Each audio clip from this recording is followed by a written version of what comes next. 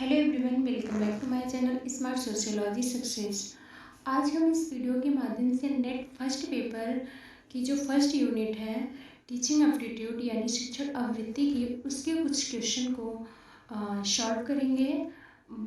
कोशिश रहेगी बहुत छोटी सी वीडियो और क्वेश्चन पे पूरा डिस्कशन हो जाए ताकि क्वेश्चन समझ में आए कि कैसे क्वेश्चन आते हैं। क्वेश्चन है हमारा, विमर्शी चिंतन स्तर पर शिक्षण के आयोजन हेतु अपेक्षित बुनियादी आवश्यकताएं संबंधित हैं। The basic requirement for organizing teaching at reflective level deal with. Option है हमारा, शिक्षक द्वारा तथ्यों तथा सूचनाओं की व्यवस्थित तथा अनुक्रमिक प्रस्तुति से। दूसरा है हमारा, समस्याओं तथा उनके समाधान की प्रक्रिया में छात्रों को अन्वेषण और तत्संबंधी व्याख्या में सहायता प्रदान करने से। छात्रों द्वारा तथ्यों को स्पष्ट किए जाने तथा उसकी व्याख्या किए जाने से। चौथा है हमारा, शिक्षक द्वारा ठोस तथ्यों की प्रस्तुति एवं उसकी कार्य उन्मुख अनुक्रम से। तो इसमें क्वेश्चन देखते हैं क्या कह रहा है, कौन सा ऑप्शन हमारा जो है वो सही हो सकता है। क्वेश्चन विमर्शी चिंतन स्तर यानी रिफ्लेक्टिव लेवल की बात कर रहा है। तो ये हमारा जो दूसरा ऑप्शन है कि समस्याओं तथा उनके समाधान की प्रक्रिया में छात्रों को अन्वेषण और तत्संबंधी व्याख्या में सहायता प्रदान करने से। ये जो ऑप्शन है हमारा, ये इसके लिए राइट है, सही माना गया है।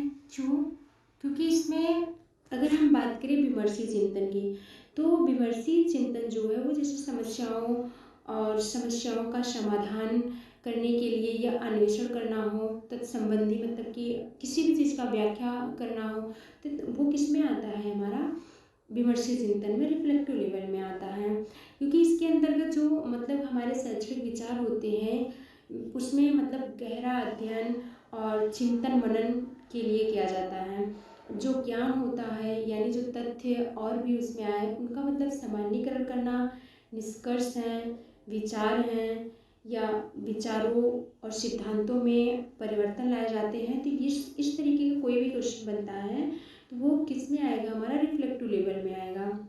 मतलब कि विमर्शी स्तर जो है ये विचारों के आदान प्रदान में क्रियान्वित कार्य संप्रेषण की संभावना इसमें बहुत ज़्यादा रहती है। इसके बारे में बात करें, इसको किसने दिया हुआ है, तो ये जो हमारा रिफ्लेक्टिव लेवल है इसके जो प्रस्तावक हैं वो कौन है, हंट है। इसके प्रस्तावक कौन है, हंट है। पूछा जाता प्रस्ताव भी पूछ लेते हैं। और इसके बारे में बात करें तो शिक्षण का एकदम से उच्चतम स्तर है। स्मृति स्तर एवं ग्रहण स्तर दोनों मतलब कि स्तर दोनों इसका आधार माने जाएंगे क्योंकि इसके नीचे आते हैं वो दोनों। और ये शिक्षण जो है ये समस्या केंद्रित है यानी प्रॉब्लम सेंट्रिक माना गया है इसको।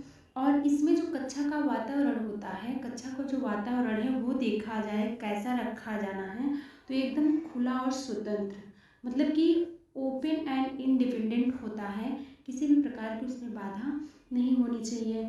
और जैसे इसमें विचारशील शक्ति होती है उसको विकसित किया जाता है। शिक्षार्थी के तर्क कल्पना द्वारा उसका और विकास किया जाता है। इसमें अगर प्रश्न की बात करें कि बालक को कैसे उपयोग करना चाहिए, तो इसमें निबंध प्रकार मतलब कि इससे टाइप के क्वेश्चन होते हैं। और इसमें मनोवृत्ति यानी एटीट्यूड, विचार यानी थॉट, भागीदारी यानी पार्टिसिपेशन को भी मतलब मूल्यांकन के द्वारा इसमें प्रयोग किया जाता है। और शिक्षण जो है वो पाठ्यचर्या बहुत मेन इम्पॉर्टेंट है, जो है पाठ्यचर्या और पाठ्यक्रम जो होता है उसके अनुसार होता है। तो इस तरीके से ये है। अब इसके आधार पे आपको स्मृति स्तर और जो होता है हमारा अवबोध स्तर, इसको आपको पढ़ लेना है। इससे रिलेटेड क्वेश्चन आपका तैयार हो जाएगा। देखते हैं अगला क्वेश्चन। क्वेश्चन है, एक प्रभावी शिक्षक होने की दृष्टि से निम्नलिखित में से प्रमुख शिक्षण व्यवहार क्या है। मतलब कि आप एक प्रभावी शिक्षक हैं, उसके दृष्टिकोण से शिक्षण व्यवहार क्या होना चाहिए, क्वेश्चन इसकी बात कर रहा है। Which of the following is the key teaching behaviour to make a teacher effective. शिक्षण प्रक्रिया को व्यवस्थित करने के प्रयोजन से शिक्षक द्वारा की गई टिप्पणी, शिक्षक द्वारा विषय वस्तु या प्रक्रिया आधारित प्रश्न पूछा जाना, अधिगम प्रक्रिया में छात्रों को संलिप्त किया जाना या छात्रों के विचार तथा उनके योगदान का उपयोग किया जाना।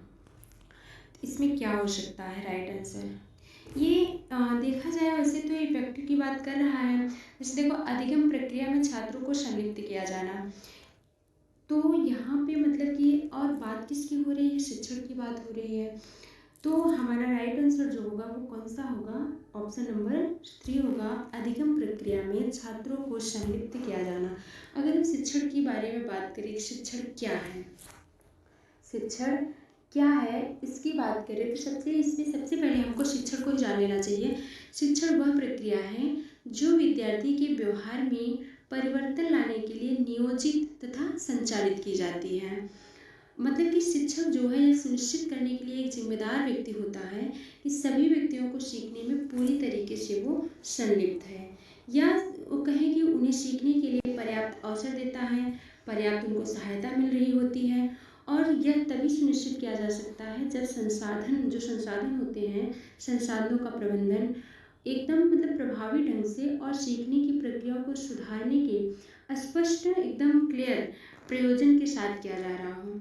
क्योंकि शिक्षण अधिगम प्रक्रिया को सहज, सरल तथा सक्षम बनाने के लिए हम क्या कर सकते हैं, हमें नवीन पद्धतियों को अपनाना चाहिए और आवश्यक भी है।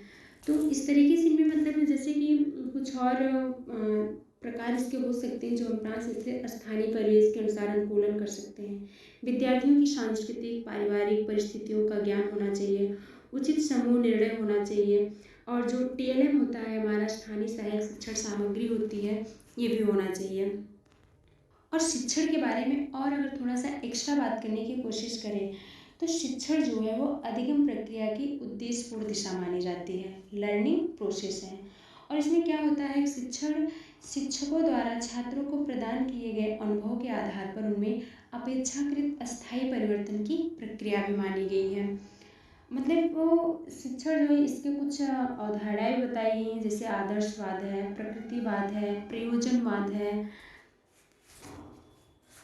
और इसके साथ साथ प्रयोजनवाद है और अस्तित्ववाद है, योग। अगर इन सब के बारे में आपने नहीं पढ़ा है तो आप कमेंट करिए, इसके बारे में अलग से वीडियो बनाएंगे। और शिक्षण के बारे में हमको बहुत अच्छे से पढ़ लेना है। शिक्षण एक योजनाबद्ध गतिविधि है, इसकी प्रभावशीलता इस बात पर निर्भर करती है कि शिक्षार्थी कितना सुगमता से, कितनी सरलता से, कितनी शुद्धता से विषय वस्तु को ग्रहण कर सकता है, कैसे सीख सकता है वो।